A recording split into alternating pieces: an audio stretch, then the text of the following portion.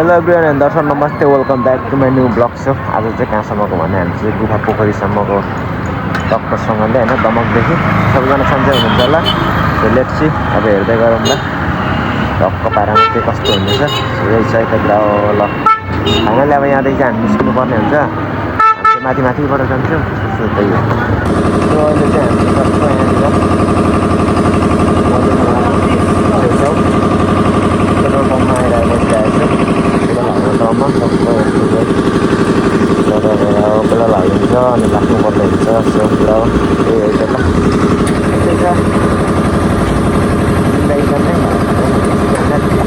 Relax पारामा बिल्कुल डल्लावालेसबाट next भेट्नुपर्ने हुन्छ। So कुरा हामी चाहिँ पेट्रोल सेट्रोल लगाइसकेर हिँडिसकिसकेको छौँ। सो फाइनली होइन यस्तै छ टक्क पारामा अब एकैचोटि अब कहाँ पुगेर भेट्नु अब गोप्रो अड्किने भएन, त्यही भएर टेन्सन चाहिँ कुरा अहिले कतातिर के कस्तो हुन्छ भेट्नु गरौँ न है त।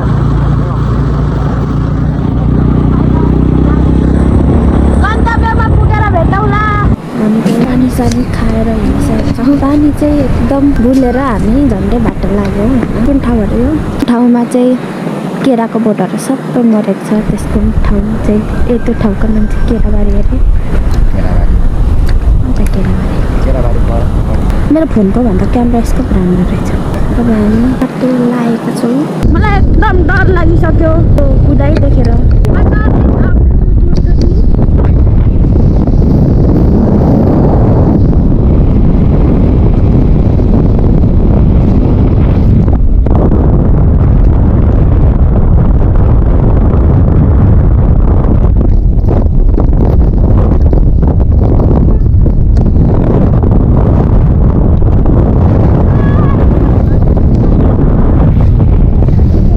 सो फाइनली हामी चाहिँ अब चाहिँ यो जङ्गलघारीमा छौँ। यो चाहिँ जङ्गलघारी टक्क कट्नु बित्तिकै चाहिँ धरान आइपुग्छ। धरानदेखि सर हामी लाग्नेछौँ भेडेटातर्फ। सो फाइनली रोडहरूसम्म जङ्गलको देख्न सक्नुहुनेछ तपाईँहरूले। सर यस्तै छ दामीसँगले छ। जोस् हाम्रो काम भइरहेछ मजाले। जोस् गाडी चाहिँ ढुट्टै भयो। यहाँ नयाँ बाटो आएको बनाएको अब ठिकै बनाएको हो, तर खोलातिर चाहिँ अझै सबै बनाइसकेको रहेन रहेछ। अब लास्ट ल यस्तै छ एक कुरा हो। अब हामी लाग्नेछौँ गुफा पोखरीतिर सरला।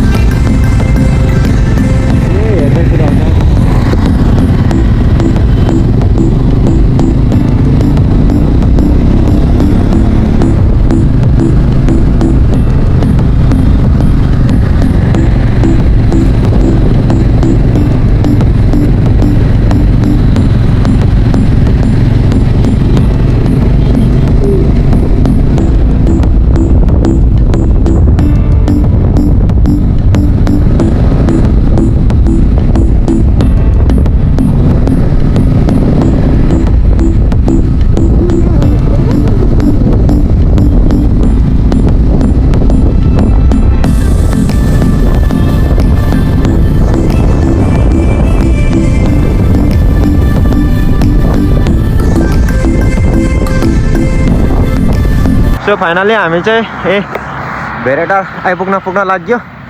गाडीलाई पनि रेस्ट हल्का होइन यसो, अनि मान्छेलाई पनि रेस्ट। सो सिधै आएकोले मेरो दिन पछाडि नगरपरि बिट धरानको। सो चट्टा पारामा कहाँदेखि चाहिँ देखिन्छ भने तपाईँहरूले एउटा चिज देखाउन आँटेँ। सबैले देखिरहेको चिज चाहिँ, तर यहाँबाट यहाँको मान्छेहरू हेरौँ न।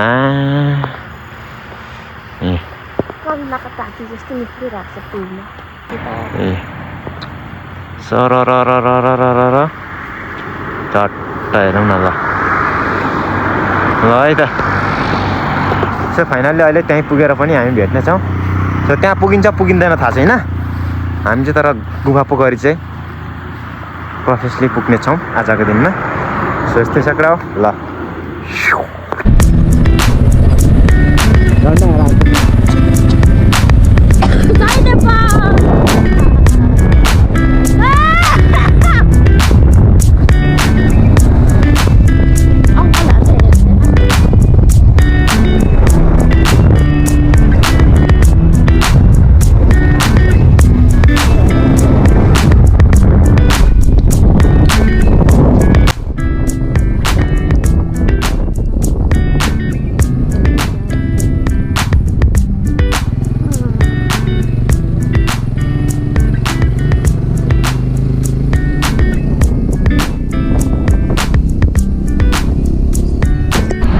यो कुन ठाउँ हो यो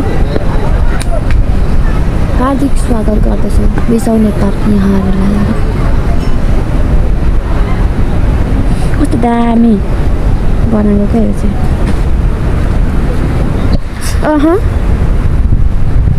भ्यू देख्न सक्नुहुन्छ तपाईँले वाट द फेन्टास्टिक अन्तर्राष्ट्रिक खालको भ्यू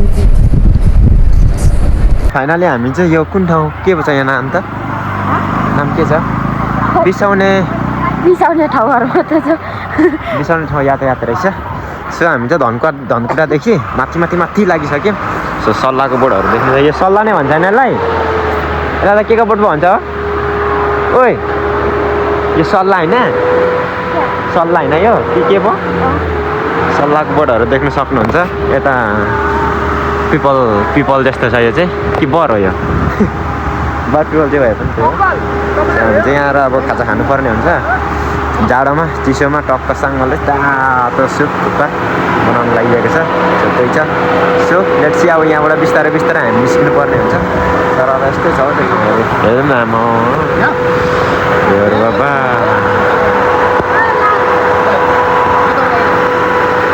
यस्तो छ नि यता तलबाट आएको हामी चाहिँ यस्तो सेक्डा ल यति भन्दै बिदा माग्न चाहे मैले अहिले चाहिँ सो अहिले एकछिन पछाडिबाट भेट्नुपर्ने हुन्छ गाइस खाजामा खाइवरिकन अब बाटो अब चाहिँ हामीले खाजासाजा खाएर अब सर उकालो लाग्नुपर्ने हुन्छ किन भन्दै अब हामी भेट्नेछौँ फेरि पनि अर्को नै उखा पोखरीमा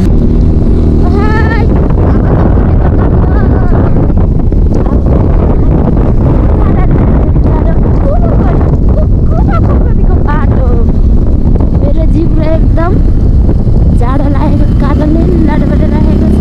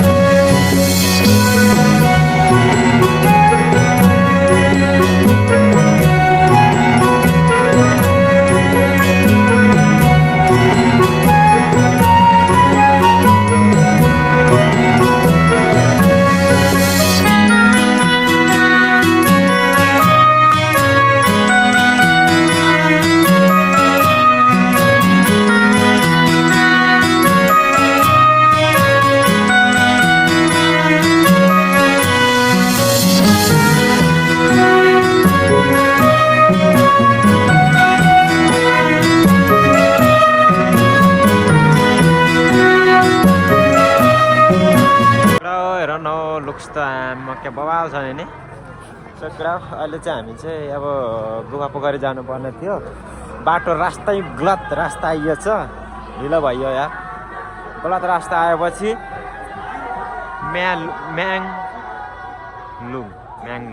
म्याङलुङ भन्ने ठाउँमा आइपुग्यो अब यहाँदेखि पनि अब कति 27 किलोमिटर उतै जाने बेला भएको रहेछ फर्किने बेला भयो फेरि अब भोलि चाहिँ पुग्ने रहेछौँ हामी। सो आज चाहिँ टक्क पारामा यहीँ बस्ने भइयो। सो यति भन्दै गुड नाइट क्राउ। अब भोलि भेट्नुपर्ने हुन्छ गुफा पोखरीसम्मको चाहिँ ल।